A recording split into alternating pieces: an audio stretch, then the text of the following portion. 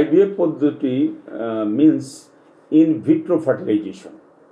In vitro fertilization দুই ধরনের, in vitro fertilization, in vivo fertilization. অর্থাৎ ন্যাচারাল কনসেপশন যেটা হয় স্বামী স্ত্রী এনজয়ের ফলে, এটা হলো ইন ভিভো ফার্টিলাইজেশন। অর্থাৎ ফার্টিলাইজেশনটা হয় দেহের ভিতরে, অর্থাৎ ডিম্বনালীতে। আর ভিট্রো ফার্টিলাইজেশনটা হইল সেই ফার্টিলাইজেশন আমরা দেহের বাইরে করব, মানব দেহের বাইরে, অর্থাৎ ল্যাবের মধ্যে করব। অর্থাৎ ডিম নিষিক্তকরণ প্রক্রিয়াটা ল্যাবে হবে। This is IVF. অর্থাৎ অনেকে এটাকে টেস্ট টিউব বলে, এটাই আইভিএফ। আইভিএফ এবং টেস্ট টিউব একই, সিনোনাইমাস, একই জিনিস। আইভিএফ পদ্ধতির কয়েকটা স্টেপ আছে। প্রথম আমরা রুগী সিলেকশন করি। রুগী সিলেকশনের পরে আমরা দেখি যে আইভিএফ আমরা কাদের কাদের করব। এই সিলেকশন হওয়ার পরে আমরা তার মাসিকের দ্বিতীয় দিনে আমাদেরকে এখানে আসতে বলবো। আসার পরে আমরা তার টিবিএস পরীক্ষা করব, তার এন্ট্রাল ফলিকুল কেমন আছে দেখব, তার হরমোনাল কিছু পরীক্ষা আছে সেগুলো দেখব। দেখার পরে আমরা দ্বিতীয় অথবা তৃতীয় অথবা চতুর্থ অথবা পঞ্চম যে কোনো একদিন থেকে আমরা তাকে ডিম আসার জন্য সুপার ওভুলেশন করব। নর্মাল ওভুলেশন যেটা হয় এটা স্বাভাবিক, যেটা প্রতি মাসে একটা করে ডিম আসে, কিন্তু এটা যেহেতু আমরা আইভিএফ করব, আমরা একই সাথে যাতে ম্যাক্সিমাম ডিমটা পাই, আমরা বেশি পরিমাণে যাতে এমব্রায়ো তৈরি করতে পারি, এটার জন্য আমরা সুপার ওভুলেশন করি। সুপার ওভুলেশন করলাম, 10 থেকে 12 দিন স্টিমুলেশন দিতে হয়।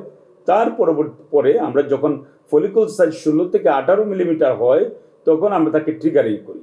ট্রিগারিংয়ের 36 আওয়ারের সময় আমরা পিক আপ করি, অবাম পিক আপ, ওপিইউ বলে অথবা ইসি বলে, এক কালেকশন যেদিন আমরা করব, যে সময়ে করব, উইদিন 2 আওয়ার্স আমরা স্বামীর শুক্রাণু নিব। বীর্যটা স্বামী দিবে। দেওয়ার পরে এই স্বামীর বীর্যটা নেওয়ার পরে এটাকে প্রিপেয়ার করবো আমরা। প্রিপেয়ার করে তার যে ডিমটা বাইর করলাম আমরা, এই ডিমটাকে 2 থেকে 3 ঘন্টা পর যখন ফাইনালি ম্যাচিউর স্টেজে একটা আমরা পেলাম, এই একটার সাথে এই শুক্রাণুকে আমরা ডিক্সের মধ্যে দিয়ে ইনকিউবেটরে দিয়ে দেবো। এটা একটা পদ্ধতি, এটা কনভেনশনাল আইভিএফ পদ্ধতি বলে এটাকে। আর একটা হচ্ছে ইক্সি পদ্ধতি, অর্থাৎ শুক্রাণুকে আমরা এই ডিমের ভিতরে ইনজেক্ট করব, এটাকে বলে ইক্সি পদ্ধতি। এই পদ্ধতির মাধ্যমেও আমরা ফার্টিলাইজেশন করি।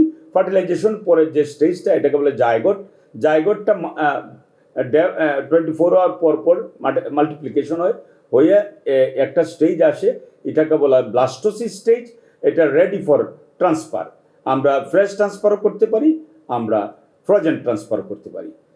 এইটা মূলত এই আইভিএফের এই স্টেপগুলো আপনাকে বললাম, এই স্টেপগুলো আমাদেরকে ফলো করতে হয়।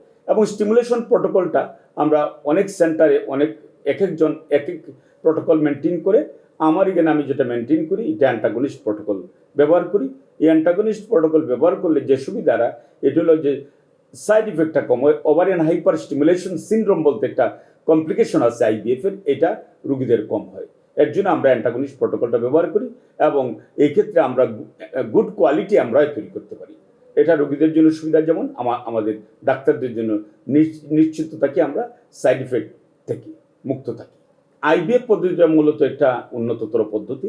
এটা পৃথিবীর সব দেশে এটা স্বীকৃত একটা পদ্ধতি।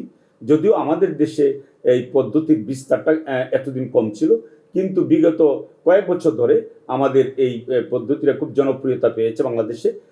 আমাদের বাংলাদেশের বিভিন্ন শহরে, বিশেষ করে এটা ঢাকা কেন্দ্রিক ছিল আগে, এখন ঢাকার বাইরে আমাদের চিটাগংয়েও আমরা এই আইভিএফ সেন্টার আছে, আমাদের খুলনাতেও আছে। সিলেট অঞ্চলের মধ্যে আমি করি দীপশিকা ইনফার্টিলিটি কেয়ারে, এই একমাত্র সিলেট বিভাগে একটাই সেন্টার, আমরা দীপশিকা ইনফার্টিলিটি সেন্টার। এখানে আমরা সাফল্যের সহিত আমরা কাজ করে যাচ্ছি।